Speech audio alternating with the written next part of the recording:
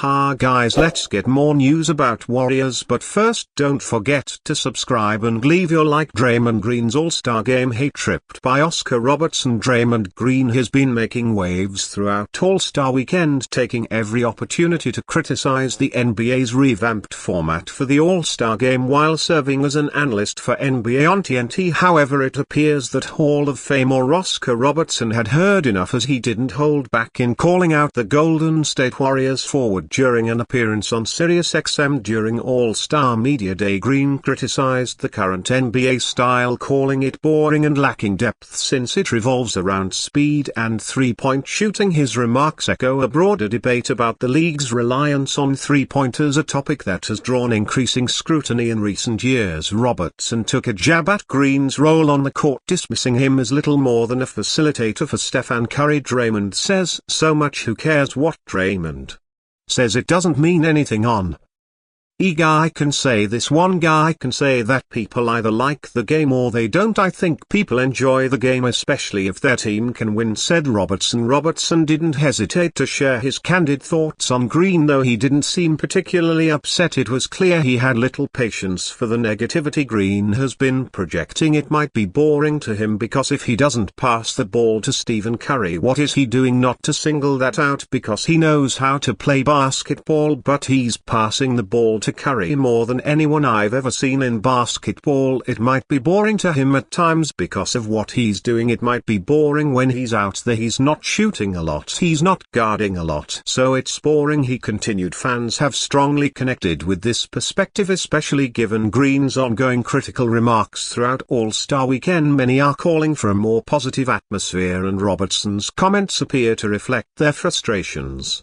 While Robertson's remarks offer a sharp critique, it's important to acknowledge that Green's impact goes beyond simply setting up Curry. His connection with the Warrior star is well documented, but his value extends to the defensive end, where he remains a vital piece of Golden State's scheme. Even if he's no longer the primary on-ball defender he once was, his defensive instincts and leadership remain crucial to the team's success. NBA All-Star split on new tournament format. The NBA All-Star Game reached a low point in 2024, the league annual showcase, once the anchor event of All-Star Weekend, had devolved to such an extent that the final score was 2,111 to 186. Players on the East team, which won, openly admitted they were chasing the first ever 200-point total in 2025. The NBA reformatted the All-Star Game to a tournament. 4 teams would compete in brief games to 40 points. The new format was more successful. There was a smattering of defense here and there in the semi-final round. Shakos featuring Warrior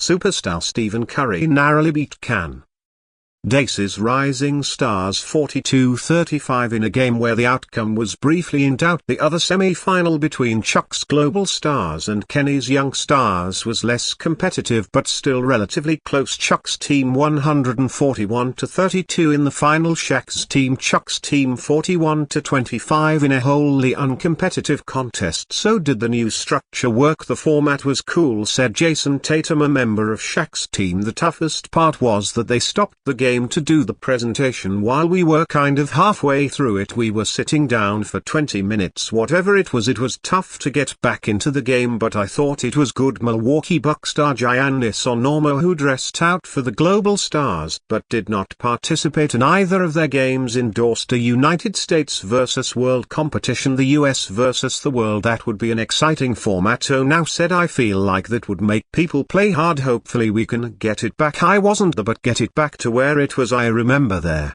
first couple of years that I was an all-star, everybody was playing hard, perhaps just as the Olympic gold medal game was a spirited affair between France and the US at the Paris Olympics last August. A more prominent international flavor would bring increased intensity. I would rather play without breaks, said Oklahoma City's Shai Gilgeous-Alexander, a native of Canada and member of the Global Stars team. But I had fun nonetheless. I feel like it was a little bit more towards the competitive side tonight, which is a good feeling, step in the right direction. direction. Curry, the game's MVP, provided input on the format to NBA Commissioner Adam Silver. He left pleased with the overall results. I don't want to compare it to any other era because the world has changed, Curry said. Warriors plan to sign former lottery pick after Jimmy Butler trade report. The Golden State Warriors are planning to use one of their open roster spots on former lottery pick Kevin Knox. Anthony Slater of The Athletic reported on Friday, February 14, the Warriors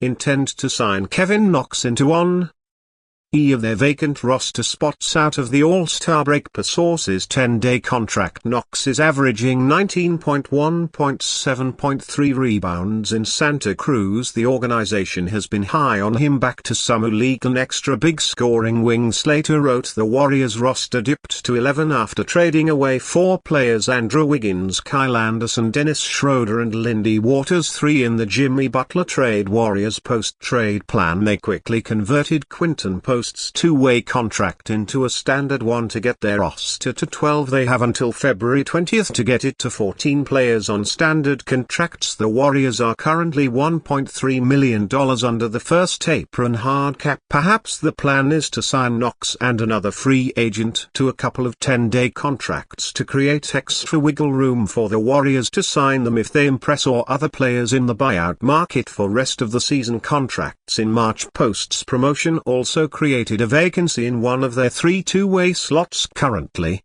they have Jackson Rowe and Pat Spencer on two-way contracts. Kevin Knox getting knocked down. Knox was on the Warriors Summer League team and training camp roster, but he was waived before the season began and joined Santa Cruz, whose head coach is Steve Kerr. Nick in the G League. It has been a humbling but a learning experience for Knox this past year to play in the G League after the New York Knicks picked him as the 9th overall pick in 2018 ahead of Shai Gilgeous-Alexander, Mel Bridges and Jalen Brunson. After showing a lot of promise in his first NBA Summer League and rookie season with the Knicks, Knox fell off the cliff and into and he never cracked Tom Thibodeau rotation in his final 2 seasons with the Knicks. Knox was traded for his fellow draft bust Cam Reddish before his rookie deal was up. It was the beginning of an end to Knox's once promising NBA career. He never found his footing in Atlanta, Detroit and Portland. Kevin Knox getting back up, reflecting on the downward spiral of his professional career. Knox